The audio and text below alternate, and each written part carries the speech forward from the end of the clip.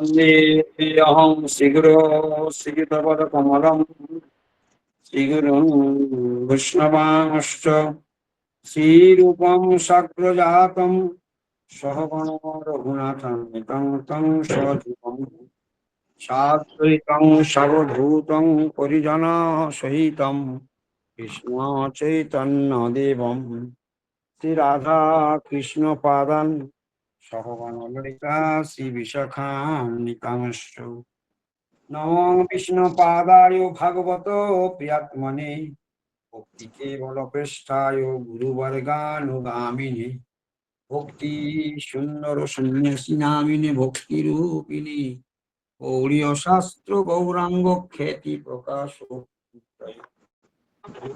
ज्ञान तीव्रांगस्य ज्ञानांजन शलाकया चक्षुरुन्मिलितं येन तस्मै श्रीगुरवे नमः वृंदावै तुलसीदेव वै प्रिया वै केशवस्य च कृष्ण भक्ति प्रदे देवी सत्यवत्यै नमो नमः वन्दे गुणनिश भक्तानि निशमीश अवतारकान् तत्प्रकाशंश्च तत्शक्ति श्रीकृष्ण चैतन्य संगकम् वन्दे श्रीकृष्ण चैतन्य नित्यानन्दौ सहोदितौ गौरदय पुष्पवन्तौ चित्रौ सन्दौ तमनिदौ जगद्वैतं वन्दे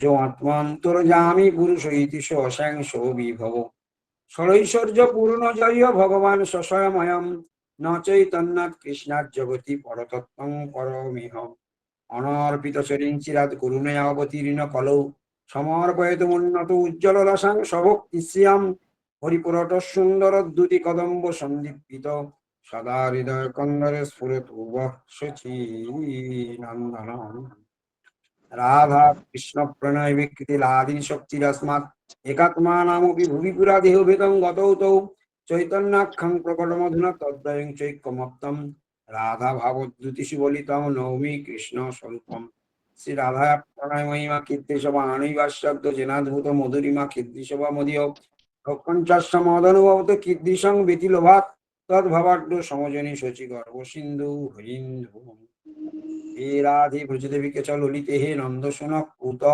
श्री गोवर्धन कल्पपादपतले कालिंदी वन्य कूत वसंत ईशात भजपुरे खेदवीर महाव्यवल वंदे रूपोनाथनौ शिवगोपालक पंचतत्त्वात्मकं कृष्णं भक्तरूपस्वरूपकं भक्तावतारं भक्ताख्यं नमामि भक्तशक्तिकम् जय श्री कृष्ण चैतन्य प्रभु नित्यानंद श्री अद्वैत गदाधर शिवासादि गौर भक्त गोविंद हरे कृष्ण कृष्ण कृष्ण हरे हरे हरे राम राम राम हरे हरे पंचाकल्पतरुश्च कृपासिन्धुश्च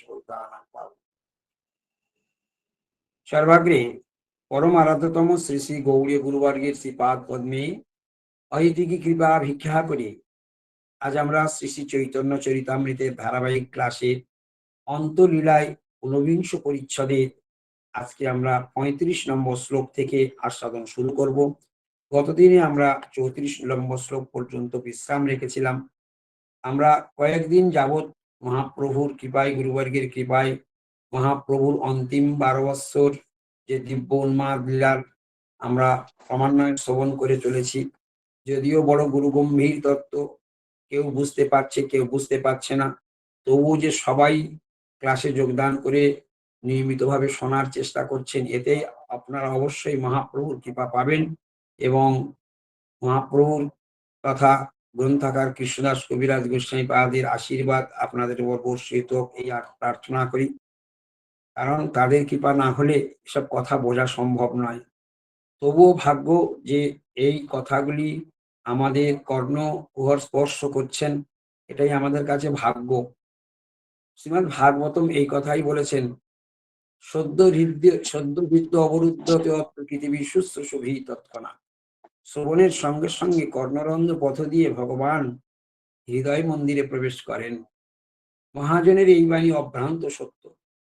আর কৃষ্ণদাস কবিরাজ গোস্বামী পাদ বলেছেন, বুঝু বা না বুঝু কেহ শুনিতে শুনিতে সেহ, কি অদ্ভুত চৈতন্য চরিত, কৃষ্ণে উপজীবে প্রীতি। এই তো ভরসা। এখন কিরকম ভরসা দিলেন, বুঝু বা না বুঝু কেহ, শুনিতে শুনিতে সেও। সেই জন্য আপনারা যতটুকু বুঝতে পারুন বা না পারুন, শুধু গভীর মনোযোগ দিয়ে ওই শুধু ভাষাগুলি, শব্দগুলি মন দিয়ে শুনে যাবেন। না বুঝলেও কাজ হয়ে যাবে। শুধু আপনারা হৃদয় দিয়ে ভাষাগুলো শুনবেন। কারণ ওই ভাষাগুলি, ওই শব্দগুলি, এগুলি কোনো সাংসারিক কোনো ভাষা নয়। এটা হলো অপ্রাকৃত শব্দ তরঙ্গ। এটা গোলকীয় শব্দ, চিন্ময় জগতের শব্দ, সেখানকার পরিভাষা। এসব পরিভাষা আমাদের এই জড়জগতের কোনো সাধারণ লোকের জন্য নয়। এগুলো রসিক জনের জন্য, এগুলো ভাবুক জনের জন্য। যারা কৃষ্ণকে যারা ভালোবাসেন, ভগবানকে যারা পেতে চান, যারা ভগবানকে ভালোবাসেন, তাদের জন্য এই সম্পদ। এ সম্পদ সকলের জন্য নয়। যিনি ১০০ বার চৈতন্য ভাগবত আদরের সঙ্গে পড়বেন, তবে তিনি চৈতন্য ভাগবত বুঝতে পারবেন। আর চৈতন্য চরিতামৃত ১০০ বার কানতে কানতে যদি কেউ পড়ে, হ্যাঁ? তবে তার কিঞ্চিৎ অর্থ বুঝতে পারবেন। তাহলে আজকের যে বস্তু আমরা শ্রবণ করছি, এটা কম ভাগ্যে নয়। যারা এখানে যোগদান করেছেন, তারা জানবেন যে আপনারা পূর্বজন্মের অনেক সুকৃতিবান, আপনারা ভাগ্যবান, আপনারা ভাগ্যবতী। তাই আপনারা এই ক্লাসে যোগদান করে এই দিব্য উন্মাদ মহাপ্রভুর দিব্যোন্মাদ লীলা কথা শ্রবণ করার সুযোগ পেয়েছেন। আর আমার মতো দুর্ভাগাও এই শ্রবণের সুযোগ পেয়েছে গুরুবর্গের কৃপায়। এটাই আমাদের কাছে বড় ভাগ্য, এছাড়া আর কিছু নয়। তো আজকের আমরা ৩৫ নম্বর শ্লোক থেকে শ্রবণ করছি। ঠিক তার পূর্বেই যে প্রভুর কৃষ্ণ বিরহ দশা কিভাবে বৃদ্ধি পেয়েছিল এবং প্রভুর উদ্ঘূর্ণা অবস্থাতে তিনি যে প্রলাপ করেছিলেন, সেই প্রলাপ তিনি যে বর্ণন করেছিলেন, সেখানে আমি ৩ লাইন আগে থেকে পড়ে দিচ্ছি। আচম্বিতে স্ফুরে কৃষ্ণের মথুরা গমন, উদ্ঘূর্ণা দশা হইল উন্মাদ লক্ষণ। হঠাৎ মহাপ্রভুর মনে কি উদয় হয়েছিল যে অক্রূর যেন কৃষ্ণ বলরামকে নিয়ে যেতে এসেছে। আচম্বিতে স্ফুরে কৃষ্ণের মথুরা গমন, উদ্ঘর্ণা দশা হইল উন্মাদ লক্ষণ। আর যেই ওই লীলাটি স্মরণ হয়েছে, অক্রূরের আগমন এবং রামকৃষ্ণের মথুরা গমন, যখনই এই লীলা স্মরণ হয়েছে, তৎক্ষণাৎ মহাপ্রভুর উদ্ঘূর্ণা দশা প্রাপ্ত হয়েছিলেন। তৎক্ষণাৎ তিনি কি করেছিলেন? রাধাভাব বিভাবিত গৌর সুন্দর বিশাখার রূপ রামানন্দের গলা ধরলেন। রামানন্দের গলা ধরি করেন প্রলাপন, স্বরূপে পুছেন মানি নিজ সখীগণ। হ্যাঁ, এবং রামানন্দের গলা জড়িয়ে ধরে স্বরূপকে জিজ্ঞাসা করছেন নিজের সখী মনে করে, অর্থাৎ প্রিয় সখী ললিতা বিশাখা, রাধারানী। হ্যাঁ, রামানন্দ অর্থাৎ বিশাখার গলা জড়িয়ে ধরেছেন এবং স্বরূপ দামোদর রূপ ললিতা সখীর কাছে তিনি জিজ্ঞাসা করছেন। পূর্বে যেন বিশাখারে রাধিকা পুছিলা, সেই শ্লোক পড়ি প্রলাপ করিতে লাগিলাম। যে শ্লোক বলে রাধারানী স্বয়ং বিশাখার কে জিজ্ঞাসা করেছিলেন, হম, রাধারানী স্বয়ং বিশাখাকে জিজ্ঞাসা করেছিলেন যে শ্লোক পড়ে, আর সেই রাধা ভাব বিভাবিত মহাপ্রভু সেই শ্লোকটি এখানে আস্বাদন করছেন। এই শ্লোকটি ললিত মাধব নাটকে মুদ্রিত হয়েছেন। কি বলছেন রাধারানী? রাধা ভাব বিবাহিত গৌর সুন্দর কি বলছেন? বলছেন বলছেন কহ নন্দ কুল চন্দ্রমা, কহ শিখি চন্দ্র কালঙ্কৃতি, কহ মন্দ মুরলী রব, কহ নু সুরেন্দ্র নীলদ্যুতি, ক রাস রসতাণ্ডবী, কহ সখী জীবরক্ষৌষধি, নিধির মম সুহৃত্তম, কহ বতহন্ত হা ধিগ্বিধিম। এই শ্লোকটি ললিতা মাধব নাটকে মুদ্রিত হয়েছে। কি বললেন? বলছে, এখানে বলছেন সখী জীবরক্ষৌষধি, সখী অর্থাৎ হে সখী। আমরা আগে শুনে নিয়েছি কাকে বলছে, বিশাখার গলা জড়িয়ে ধরে রাধারানী বলছে। সেই শ্লোকটি মহাপ্রভু রামানন্দের গলা ধরে স্বরূপ দামোদরকে জিজ্ঞাসা করছেন এবং মহাপ্রভু শ্রীমুখ থেকে এই শ্লোকটি বেরিয়েছেন। মন দিয়ে শুনবেন কি বলছেন। হে সখী, কহ নন্দ্রকুল চন্দ্রমা, সেই নন্দকুল চন্দ্রমা কোথায়? তারপর বলছে কহ শিখিচন্দ্র অলঙ্কৃতি, অর্থাৎ সেই শিখিচন্দ্রকের দ্বারা অলঙ্কৃত, অর্থাৎ ময়ূরপুচ্ছের দ্বারা শোভিত যে কৃষ্ণ, সেই প্রাণ কৃষ্ণ, সেই সিকি পিচ্ছের দ্বারা অলঙ্কৃত কৃষ্ণ, সেই কৃষ্ণ কোথায়? তারপরে কি বলছে? কহ মন্দ্র মুরলীর রব, অর্থাৎ সেই মন্দ্র মুরলীর ধ্বনিকারী কৃষ্ণই বা কোথায়? কহ সুরেন্দ্র নীলোদ্যুতি, সেই ইন্দ্র নীলমণি দ্যুতিমান কৃষ্ণ বা কোথায়? কহ রাসুরসতাণ্ডবী, কিরকম ব্রজের ভাব, গোপীর ভাব, রাধারানীর ভাব চরম সীমা। রাসরসে সেই নর্তনকারী বা কোথায়? যিনি রাসরসে নৃত্য করেছিলেন মহা, এই জন্য তাণ্ডবী বলেছেন, শব্দটি কিরকম লক্ষ্য করুন। রাস রস তাণ্ডবী, অর্থাৎ রাসে যে মহা নৃত্যকারী, যে নৃত্য বিশ্ব চলাচলে আর কেউ কোনোদিন করতে পারবে না, মহারাসে মহাতাণ্ডব নৃত্য করেছিলেন কৃষ্ণ। তাই রাধারানীর শ্রীমুখ থেকে বেরিয়ে আসলো, কারণ রাধারানীর থেকে ভালো আর কেউ জানে না যে কৃষ্ণচন্দ্র আমার প্রাণ গোবিন্দ কিরকম নৃত্য করেছিলেন রাসলীলাতে। বলছে রাস রসে সেই নর্তনকারী বা কোথায়? আবার বলছে সখী জীবরক্ষ ঔষধি, জীবরক্ষার ঔষধি স্বরূপ শ্যামই বা কোথায়? অর্থাৎ এই বিশ্ব চরাচরে জীবের যদি প্রাণ রক্ষা করতে হয়, তার একমাত্র ঔষধ হলো স্বয়ং কৃষ্ণ। তাই বলছেন জীবরক্ষ ঔষধি, অর্থাৎ জীবের রক্ষক রূপ ঔষধ, ঔষধি রূপ কৃষ্ণ কোথায়? নিধির মহুশ্রীতম, হ্যাঁ বলছে আমার সেই সুহিতম নিধি বা কোথায়? কত হন্ত হা ধিক বিধিম, হে বিধি, হায় হায় বিধি তোমাকে ধিক, তোমাকে ধিক্কার, তুমি তুমি রসের কিছু বোঝই না। এইভাবে এইভাবে রাধারানী স্বয়ং কৃষ্ণ বিরোহিনী রাধারানী ভাবপুষ্ট হয়ে তিনি কৃষ্ণ দর্শন লালসায় কৃষ্ণকে অন্বেষণ করার ছলে তিনি বললেন, কোথায় সেই নন্দকুল চন্দ্রমা, কোথায় সেই শিখি চন্দ্রকের দ্বারা অলঙ্কিত কৃষ্ণ, কোথায় সেই মন্দ্র মুরলীর ধ্বনিকারী কৃষ্ণ, কোথায় সেই ইন্দ্র নীলমণি দ্যুতিমান কৃষ্ণ, কোথায় রাস রসে সেই নর্তনকারী কৃষ্ণ, কোথায় জীবরক্ষার ঔষধি স্বরূপ শ্যামই বা কোথায়? আমার সেই সুহিতম নিধি বা কোথায়? হায় হায় বিধাতা, হায় হায় বিধাতা।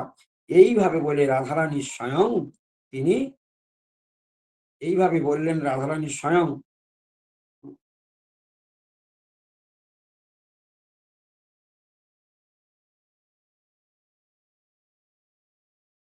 এইভাবে বলে সেই কৃষ্ণ বিরহ বিধুরা যে রাধার ব্রজবাসীর জীবন কৃষ্ণের গুণ বর্ণন বলছেন।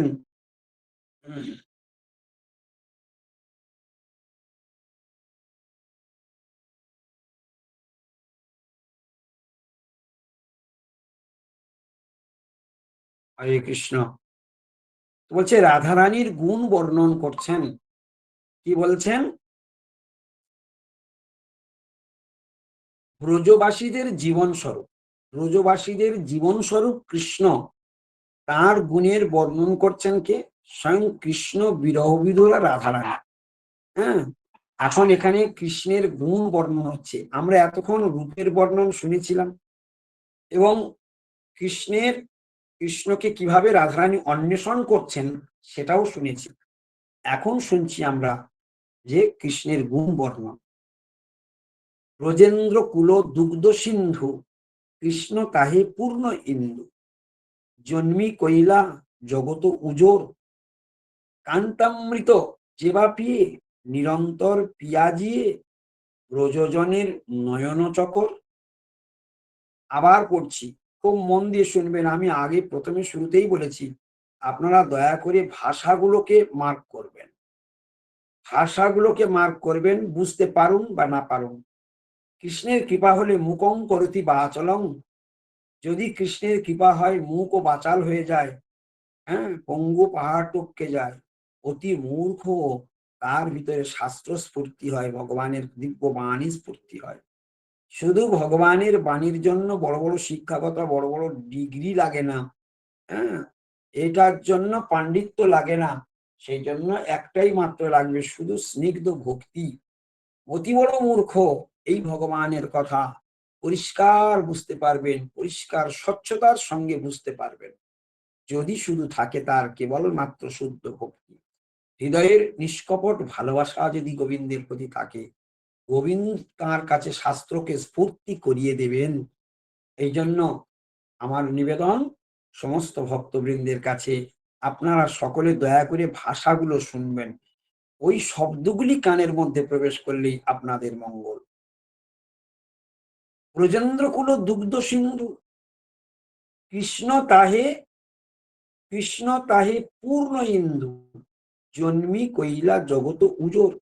অর্থাৎ এখানে কি বসলেন, কি বললেন কথাটি? বলছে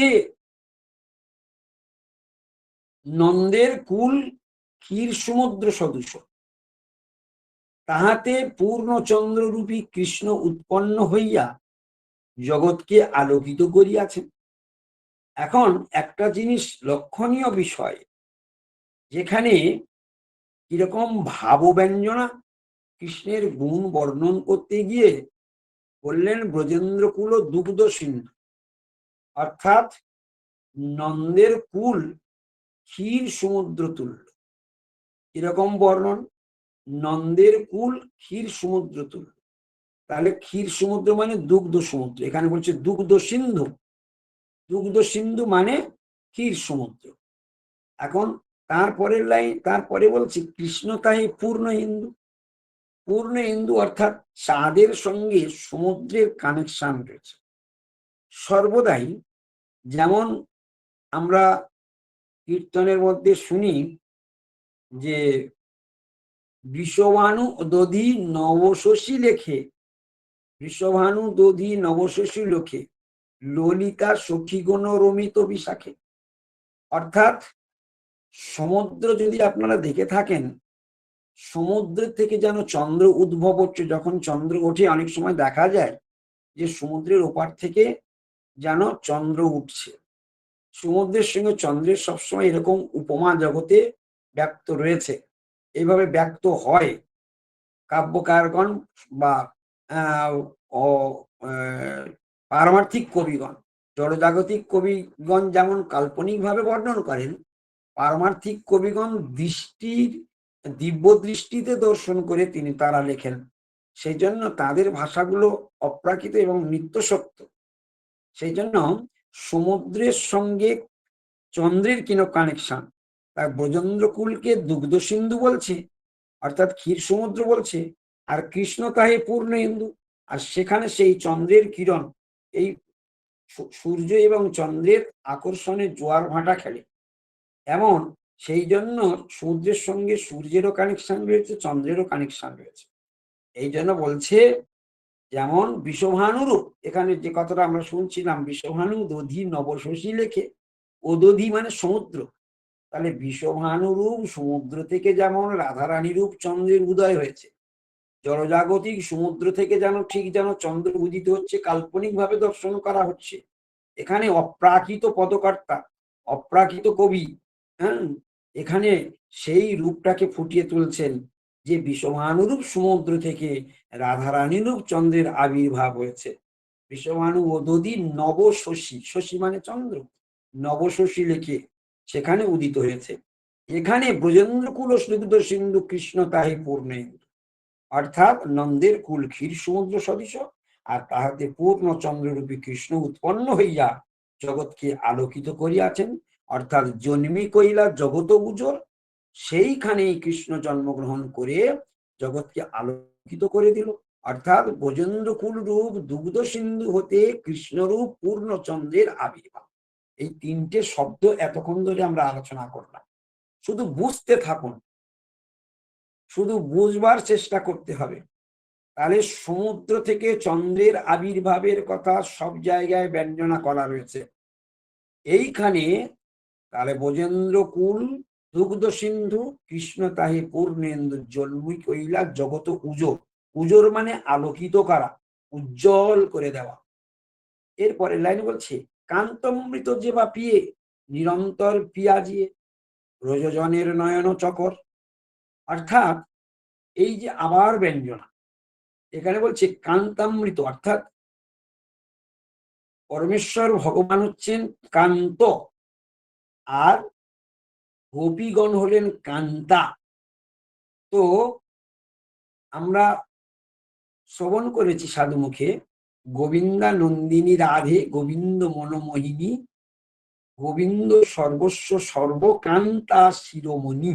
অর্থাৎ যত যত গোপীগণ রয়েছেন তারা সবাই কান্তা, আর সেই কান্তাগারীর শিরোমণি হলেন শ্রীমতী রাধা রানী। এখন কৃষ্ণ হলেন কান্ত, রাধারানী হলেন সর্বশ্রেষ্ঠ কান্তা শিরোমণি, আর কৃষ্ণ হলেন সর্বশ্রেষ্ঠ কান্ত শিরোমণি। সেই কান্তামৃত ভগবান কৃষ্ণের সবগুলি অমৃত, তার নয়নামৃত, তার অধরামৃত, তার বংশীধ্বনিরূপ অমৃত, তার পাদ পদ্মরূপ অমৃত, তার নাভি পদ্মরূপ অমৃত, তার মুকুট রূপ অমৃত, তার সমস্ত কিছু, তার নখ নখাগ্র থেকে মস্তকের বহির্পুচ্ছ পর্যন্ত সব অমৃতের সঙ্গে তুলনা করা হয়। এখানে কান্তামৃত যে বা প্রিয়ে অর্থাৎ সেই রূপ যে একবার দর্শন করে নিরন্তর পিয়াজিয়ে, অর্থাৎ তার মধ্যে পিপাসাটা চিরকালের জন্য জাগরিত হয়ে থাকে। ও পিপাসা আর কোনোদিন যায় না, ও পিপাসা চিরকাল হৃদয়ে বর্তমান থেকে যায়। তার কোনো অতীত নেই, চিরন্তন চিরন্তন নিত্য নতুন তার সেই রূপের লালসা বর্ধিত থেকে বর্ধিত হতে থাকে। হ্যাঁ, এই জন্য নিরন্তর শব্দটি ব্যবহার করেছেন।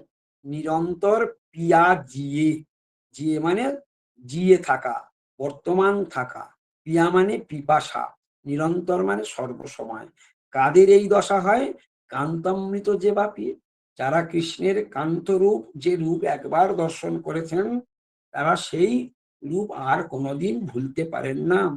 ব্রজজনের নয়ন চকর, নয়ন চকর মানে অর্থাৎ চকর পক্ষী, মানস চন্দ্র চকর, আমরা যে কীর্তন করি মানস চন্দ্র চকর, এই যে মানস চন্দ্র চকর অর্থাৎ চকর, চকর একটি পক্ষীর নাম, আর চন্দ্র মধুরিমা চকর পক্ষী নিরন্তর পান করেন। ভালো করে আবার শুনুন, চকর রূপ পক্ষী চন্দ্রের মধুরিমা নিরন্তর পান করেন। এখানে মনরূপ চকর কৃষ্ণরূপ চন্দ্রের মধুরিমা নিরন্তর পান করছেন। এখানে এখানে ব্যঞ্জনা করছেন, আমরা সকালের কীর্তনে শুনি মানস চন্দ্র চকর, অর্থাৎ সেখানে চকর রূপ পক্ষী চন্দ্রের মধুরিমা পান করছেন, এখানে মন রূপ চকর কৃষ্ণরূপ চন্দ্রের মধুরিমা পান করছেন। এখানে কাদের নয়ন চকর? ব্রজজনের নয়ন চকর। এখানে ব্রজজনের নয়নের চকর পক্ষী হলেন স্বয়ং কৃষ্ণ। সেই কৃষ্ণ দর্শন তৃষ্ণার্থা শ্রী রাধারানী সখীদেরকে লক্ষ্য করে বলছে, সখী হে, কোথা কৃষ্ণ? করাও দর্শন। হে সখী, আমার কৃষ্ণ কোথায়? আমার সেই কান্ত কোথায়? আমার সেই প্রাণধন কোথায়? হে হে হে সখী, হে সখী, কোথা কৃষ্ণ? করাও দর্শন। ক্ষণেকে যাহার মুখ না দেখিলে ফাটে বুক, শীঘ্র দেখা হো না রহে জীবন। সখী রে, অনেক যাহার মুখ না দেখলে আমার বুক ফেটে যায়, শীঘ্র দেখাও, শীঘ্র দেখাও সখী, আমি আর জীবন ধারণ করতে পারছি না। এই ব্রজের রমণী, কামার কোতপ্ত কুমদিনী, নিজ কলাম মৃত দিয়া দাম, প্রফুল্লিত করে যেই, কাহা মোর চন্দ্র সেই, দেখাও সখী রাখো মোর প্রাণ। রাধারানী সখীদেরকে লক্ষ্য বলছে, এই ব্রজের রমণী, অর্থাৎ এইখানে বলছে যে প্রথম লাইনের ব্যঞ্জনা অত্যন্ত মানে সুন্দর।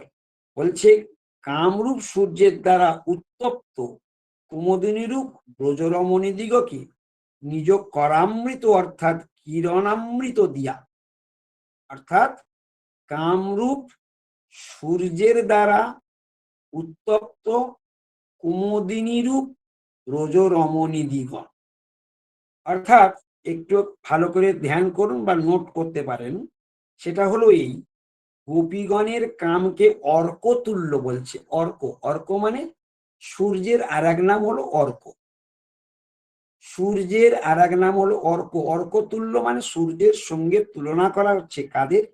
গোপীগণের হৃদয়ের যে ভগবানের প্রতি দিব্য আসক্ত চিত্ত, যা কামনা বাসনার উদয় হয়, এ কোনো জড়ীয় কামনা বাসনা নয়। ব্রজ গোপীগণের ওই জন্য ইতিপূর্বে আপনারা সাধু মুখে বারবার শুনেছেন যে কাম অন্ধতম, প্রেম নির্মল ভাস্কর। অর্থাৎ দিবালোকের সূর্য কিরণের ন্যায় প্রেম। প্রেম হলো বিশুদ্ধ। আমি ইতিপূর্বে কোনো ক্লাসে বলেছিলাম, ঈশ্বরে জীবে প্রেম হয়, আর জীবে জীবে কাম হয়। জীবে জীবে যা কিছু তা কামনা বাসনা ছাড়া অন্য কিছু নয়। আর জীব যখন ঈশ্বরের প্রতি দিব্য ভালোবাসার জন্ম হয়, ঈশ্বরের প্রতি কোনো জীবের যদি দিব্য ভালোবাসার জন্ম হয়, তার নাম প্রেম। সেই প্রেম হচ্ছে নির্মল ভাস্কর। ভাস্কর মানে সূর্য। নির্মল মধ্যাহ্নের যে সূর্যের কিরণ সব থেকে প্রখর, সব থেকে তেজোদ্দীপ্ত এবং সব থেকে আলোক, তীব্র আলোক সম্পন্ন, সেই সেই সূর্যালোকের সঙ্গে প্রেমের তুলনা করা হচ্ছে।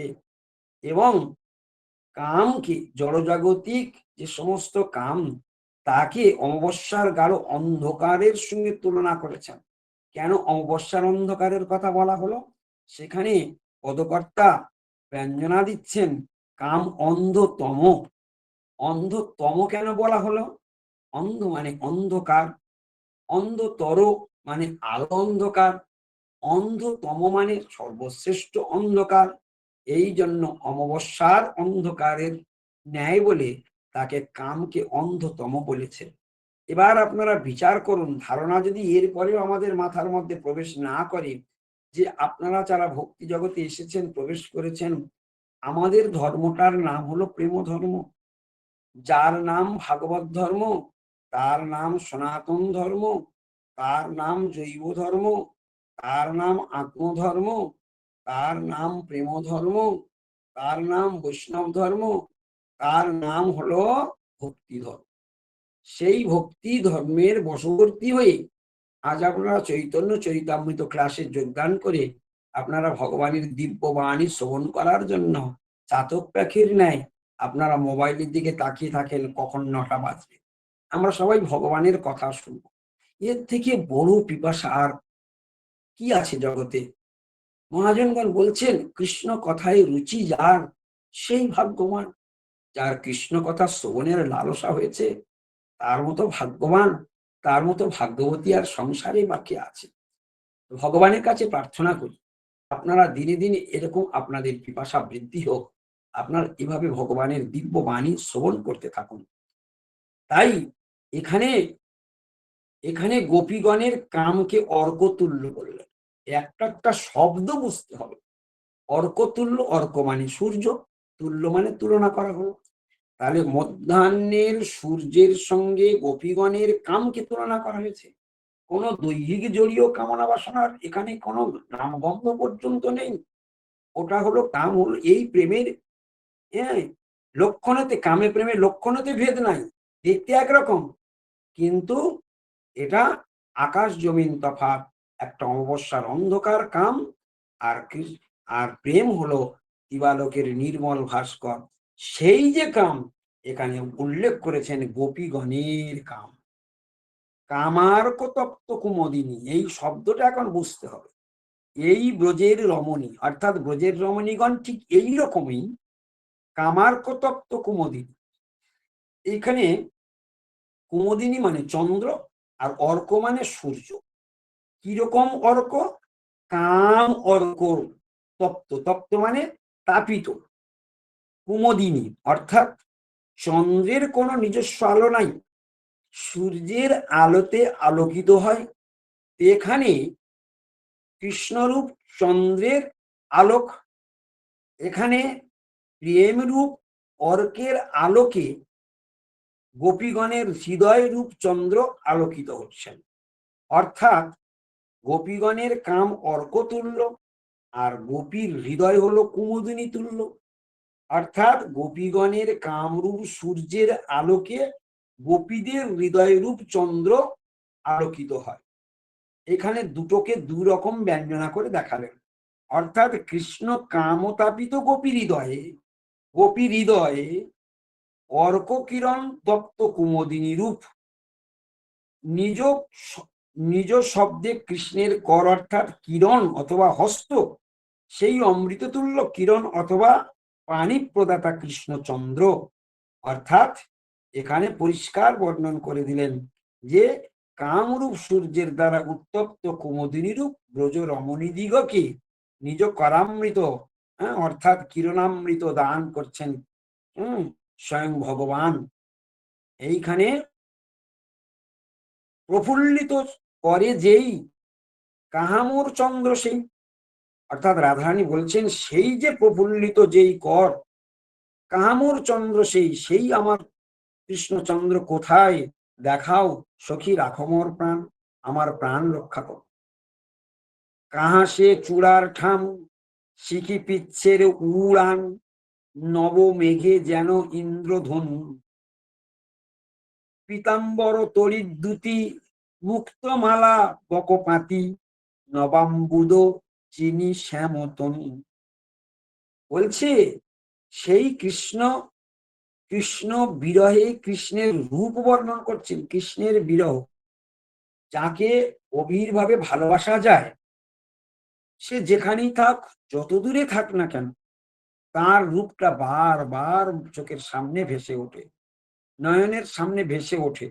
তো এখানে বিরহিনী রাধা কৃষ্ণের রূপ বর্ণন করতে গিয়ে বলছেন কাহা সে চূড়ার ঠাম, অর্থাৎ কৃষ্ণের মাথায় যে চূড়া রয়েছে সেই চূড়ার ঠামটা কেমন সুন্দর, কেমন তার বঙ্কিম ঠামে দাঁড়িয়ে রয়েছেন, আর কিভাবে তার মস্তকের চূড়াটা শোভিত হচ্ছে, তার উপরে আবার সিকি পিচ্ছের উড়ান।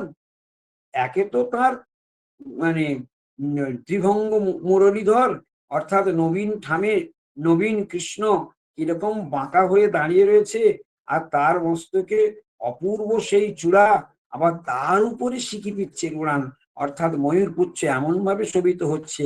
হ্যাঁ, কিরকম বলছে, যেন নবমেঘে যেন রামধনু। নবমেঘে অর্থাৎ যখন আকাশে নতুন মেঘের সঞ্চার হয়, তখন কখনো কখনো সেখানে রামধনু দেখা যায়, কতগুলি রঙের সমাহার সেখানে প্রজ্বলিত হয় এবং সেটা আমরা দেখতেও পাই। তো এখানে পীতাম্বর তরিদ্যুতি মুক্তমালা বকপাতি, অর্থাৎ তার পীতাম্বর অর্থাৎ কৃষ্ণের বসন হলো পীতাম্বর বসন, আর সেখানে তরিদ্যুতি অর্থাৎ সর্বদাই যেন কৃষ্ণের বসন থেকে বিদ্যুৎ ঝিলিক মারছে, সবসময় তড়িতের দ্যুতি সর্বদাই প্রকাশিত হচ্ছে। হ্যাঁ, মুক্তামালা বকপাতি, অর্থাৎ এই মুক্তামালা বকপাতি মানে বকপঙ্ক্তি বা শ্রেণী সদৃশ, মানে যখন মুক্তার মালা গাঁথা থাকে সেই রকম একটার সঙ্গে একটার যেমন গুন্থন থাকে, তো বকপাতি মানে এমন ভাবে সেটাকে বর্ণন করা হচ্ছে যে বকপাতি অর্থাৎ সেই যে সৌন্দর্যটা এখানে, সেই বকপাতিটা হচ্ছে এখানে কি না বকপঙ্ক্তি বা শ্রেণী, এখানে বকপঙ্ক্তি বা শ্রেণী রূপে বর্ণন করছেন। তো কৃষ্ণের বসনটি থেকে নিরন্তর তড়িৎ অর্থাৎ বিদ্যুৎ মালা ঝিলিক মারছে, কোটি কোটি বিদ্যুৎ ঝিলিক মারছে, এবং কৃষ্ণের গলাতে যে মুক্তার মালা রয়েছে সেটা বকমাতির নেই মুদ্রিত মানে গ্রন্থিত করা আছে, গুম্ফিত করা রয়েছে, এমন ভাবে মালাটি গাঁথা রয়েছে। আর কি বলছেন, নবাম্বুদ যিনি শ্যামতনু, অর্থাৎ নতুন মেঘের রঙকেও যেন জয় করে নিচ্ছে সেই শ্যামতনু। এসব ভাবাবিষ্ট অবস্থায় রাধারানী স্বয়ং প্রাণ কৃষ্ণচন্দ্রের রূপ দর্শন করছেন এবং বর্ণন করছেন। এরপরে বলছেন একবার যার নয়নে লাগে সদা তার হৃদয়ে জাগে, কৃষ্ণতনু যেন আম্র আঠা, নারী মনে পৈশে হায়, যত্নে নাহি বাহিরায়, তনু নহে শ্যাকুলের কাঁটা। আহা, কি বর্ণন দেখুন, এসব নয়ন জুড়ানো বর্ণন, হৃদয়ে জুড়ানো ভাষা, হৃদয়ে জুড়ানো অনুভব। রাধারানী বলছেন ওরে সখী, একবার যার নয়নে লাগে, সেই রূপ যে একবার নয়নে দেখে, সদা তার হৃদয়ে জাগে, সর্বদাই তার হৃদয়ে সেইটাই ভেসে ওঠে। কৃষ্ণ তনু যেন আম্র আঠা। এই আমের আঠার সঙ্গে তুলনা করলেন রাধারানী। বলছে আমের আঠা যেখানে যেখানে লাগে সেখানে তো উঠতেই চায় না, পক্ষান্তরে সেখানে ঘাও পর্যন্ত হয়ে যেতে পারে, সেখানে ক্ষতও পর্যন্ত হয়ে যেতে পারে আমের আঠা, এমন অবস্থা। সেই আমের আঠার সঙ্গে কৃষ্ণ তনুকে বর্ণন করলেন। সেই তনু, সেই কৃষ্ণ তনু যে একবার দর্শন করে সর্বদাই তাদের হৃদয়ে জাগে, এটা যেন ঠিক আমের আঠার নাই। আবার কি বলছে, সেই রূপ নারী মনে পৈশে হায়, আর সেই রূপ নারীর হৃদয়ে প্রবেশ করলো, যত্নে নাই বা এই নয়। তার রূপ যদি কারোর হৃদয়ে একবার প্রবেশ করে, তার রূপ যদি কারোর হৃদয়ে, কোনো নারীর হৃদয়ে একবার প্রবেশ করে, সে যে যন্ত্রণা তাকে ভোলা যায় না। সেই না ভোলার যন্ত্রণাতে সেখানে অত্যন্ত যত্ন করে তাকে বের করে দেওয়া যায় না, তাকে বের করতে চাইলেও সেই রূপ বের হয় না। এইরূপ অবস্থান। তনু নহি শিয়াকুলের কাঁটা, অর্থাৎ এই শিয়াকুলের কাঁটা এমন একটি তীব্র কাঁটা, সেখানে সেখানে সে কাঁটা ফুটলে কি হয়, সেটা সহজে বের হতে চায় না এবং সেটা যেন খুব যন্ত্রণাদায়ক। আর সেই জন্য তাকে কৃষ্ণের সেই তনুকে শিয়াকুলের কাঁটা বলে বর্ণন করেছেন, শিয়াকুলের কাঁটা বলে বর্ণন করে দিয়েছেন। জিনিয়া তমালোদ্যুতি, তমালের যে দ্যুতি রয়েছে তাকে যেন জয় করে দিচ্ছে। ইন্দ্রনীল সমকান্তি, ইন্দ্রনীলমণি। আমরা কীর্তন শুনেছি, কৃষ্ণের রূপের কীর্তন, ইন্দ্রনীলমণি, ইন্দ্রনীলমণি কৃষ্ণ রূপখানি, হ্যাঁ, আমরা কীর্তন শুনেছি। আর রূপ গোস্বামী পাদ বর্ণন করেছেন, ইন্দ্র নীলমণি মঞ্জুল বর্ণ ফুল্ল নিপ কুসুমাঞ্চিত কর্ণ, কৃষ্ণ লাভীর কৃষ্ণ সিহারি সুন্দর জয়তী কুঞ্জ বিহারী। এই যে ইন্দ্র নীলমণি, সর্বদাই কৃষ্ণের গায়ের যে রং, ইন্দ্র নীলমণির সঙ্গে সর্বদাই সমস্ত রসিক ভাবুকগণ তুলনা করেন, নবীন মেঘের সঙ্গে তুলনা করেন। এত সুন্দর সুন্দর বর্ণন রয়েছেন। সে কান্তিতে জগত মাতায়, সেই কান্তির কি বর্ণন করা যায়, সেই কান্তিতে যেন সারা জগৎ মেতে যায়। শৃঙ্গার রস সার ছানি, তাতে চন্দ্র জ্যোৎস্না সানি, জানি বিধি নিরমিলাতায়। অর্থাৎ এখানে কি বলছেন, তার উপরে আবার শৃঙ্গার রস সার ছানি, অর্থাৎ শৃঙ্গার রসটাকে ছেঁকে, ছানি মানে ছেঁকে, তাতে চন্দ্রজ্যোৎস্না সানি, তার ভিতরে চন্দ্রজ্যোৎস্নাকে মাখিয়ে, চন্দ্রের জ্যোতিকণাকে, জ্যোৎস্নার আলোককে মাখিয়ে, জানি বিধি নিরমিলাতায়, সেই রকম যেন বিধাতা সেই রূপে সেই ভাবে তাকে নির্মাণ করেছে বিধাতা। এই রকম ভাবে কৃষ্ণ রূপের বর্ণন করছেন, কৃষ্ণের কান্তি বর্ণন করছেন, কৃষ্ণের কান্তি বর্ণন করছেন। কাহা সে মুরলীর ধ্বনি, নবাভ্র গর্জিত যিনি, জগৎ আকর্ষে শ্রবণে যাহার, উঠিধায় ব্রজজন তৃষিত চাতকগণ, আসি পিয়ে কান্তমৃতধার।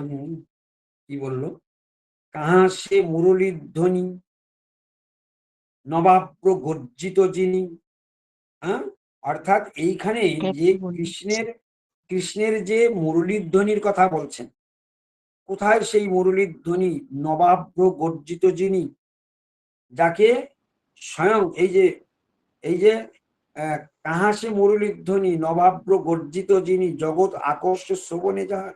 এমন কৃষ্ণের মুরলীর ধ্বনির যে মাধুর্য, এমন তার গর্জন, সেই সেই সেই গর্জনে জগৎকে আকর্ষণ করে। সেই সেই ধ্বনি যাহার শ্রবণে প্রবেশ করে, কাদের শ্রবণে প্রবেশ করে, কৃষ্ণ যখন বংশীধ্বনি করতেন ব্রজবাসী গণের কর্ণকুয়ারে সেই মুরলীর ধ্বনি প্রবেশ করত। ব্রজজন কি করত, যাদের কর্ণকে প্রবেশ করতো তারা কি করতো? উঠি ধায়ে ব্রজজন, যে অবস্থায় ছিল সেখান থেকে উঠে চলে যায়। উঠি ধায়ে ব্রজজন তৃষিত চাতকগণ, ঠিক তৃষ্ণার্ত চাতক যেমন চোখ গেল করে, জল পাবে কি পাবে না জানে না, এখানে ব্রজজনের কর্ণকুহরে যখন হ্যাঁ ব্রজজনের কর্ণকুহরে যখন সেই মুরলীধ্বনি প্রবেশ করে, তখন তারা যে অবস্থায় থাকে সেই অবস্থায় তারা চলতে শুরু করে দেয়। আসি পিয়ে কান্তমৃত ধার, হ্যাঁ সেখানে তারা এসে সেই সেই কৃষ্ণরূপ কান্তের অমৃত রূপ দর্শন করে পান করে সর্বদাই, তাকে দর্শন করে, যেন সেই কৃষ্ণের রূপের অমৃতকে তারা পান করতে থাকে। মোর সেই কলানিধি প্রাণরক্ষা মহৌষধি, সখী মোর দেহ সুহিতম, দেহ জিয়ে তাহা বিনে ধিক এই জীবনে, বিধি এত বিধি করে এত বিড়ম্বন। বলছে মোর সেই কলানিধি প্রাণরক্ষা মহৌষধি, যেটা আমরা শ্রীমদ্ ভাগবতমে শ্রবণ করব। বলছে মোর সেই কলানিধি, মোর সেই কলানিধি প্রাণ রক্ষা মহৌষধি। আমরা একটু আগে শ্রবণ করেছিলাম জীবরক্ষ ঔষধি, অর্থাৎ জীবের প্রাণের রক্ষক হচ্ছে কৃষ্ণ। প্রাণরক্ষা মহৌষধি, যারা প্রেমে প্রেমে যারা মুহুর্মুহু মূর্ছা যায়, তাদেরকে দর্শনরূপ মহৌষধি দান করে তাদের প্রাণ রক্ষা করে। যারা জড়জাগতিক ভাবে যারা সর্বদাই দুঃখে দুঃখিত হয়ে যারা কৃষ্ণকে ডাকে, তাদের তাদের প্রতি এই রকম মহৌষধি আসে না, তাদের প্রতি অন্যভাবে কৃপা করেন, মাইক কৃপা করেন। কিন্তু যারা কৃষ্ণগত প্রাণ যারা, তাদেরকে দর্শনরূপ মহৌষধি দান করেন কৃষ্ণ। রাধারানী সেইভাবে বললেন মোর সেই কলানিধি প্রাণরক্ষা মহৌষধি, সখী মোর তেহ সুহিতম, তিনি আমার সুহিত, তিনি আমার উত্তম। দেহ জিয়ে কাহাবিনে, তাকে ছেড়ে এখনো আমি যে বেঁচে আছি ধিক এই জীবনে, তাকে দর্শন না করে তার সঙ্গ হারা হয়ে এখনো যে আমি বেঁচে আছি এই জীবনে, বিধি করে এত বিড়ম্বন। এ বিধাতার এত বিড়ম্বনা যে যাকে দর্শন করার পরে আর নয়ন ফেরানো যায় না, আর তাকে হারিয়ে তার দর্শন না পেয়ে এখনো যে বেঁচে আছি, বিধাতার এত বড় বিড়ম্বনা। এইভাবে বর্ণন করলেন রাধারানী রূপের বর্ণেন এই বিরহ দশার চরম চরম সীমার কথা আমরা শ্রবণ করছি। আর মাত্র কয়েকটা দিন আমরা এই গুরু গম্ভীর লীলা শ্রবণ করব। তো আজকে আমি এই পর্যন্ত হরিকথার বিশ্রাম রাখছি। আবার আগামীকাল আমরা ভগবানের দিব্য বাণী শ্রবণ। হরে কৃষ্ণ। আজকে যেটুকু কথা হলো, আস্তে আস্তে আস্তে আস্তে আস্তে আস্তে বন্ধ করেন, কথা বলবেন না, কেউ মিউট খুলবেন না এখন। আজকের যে কথাগুলি হলো তার মধ্যে কারোর কোনো প্রশ্ন আছে? আজকের যেটুকু কথা হয়েছে,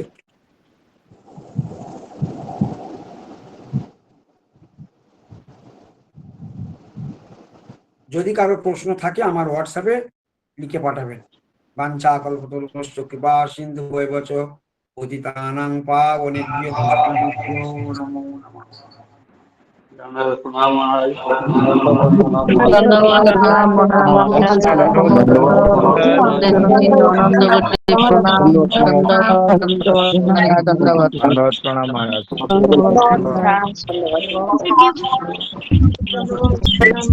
হরে কৃষ্ণ, ধন্যবাদ মহারাজ।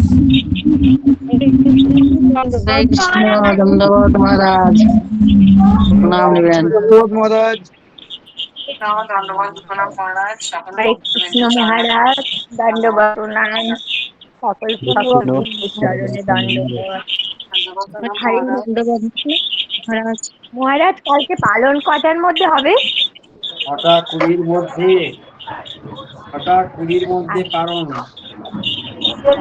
আমাকে একজন প্রশ্ন করেছিল যে তুলসী পাতা তোলা যাবে কিনা। যেহেতু আমরা দ্বাদশী পালন করেছি, অর্থাৎ ত্রয়োদশীতে তুলসী পাতা তোলা যাবে।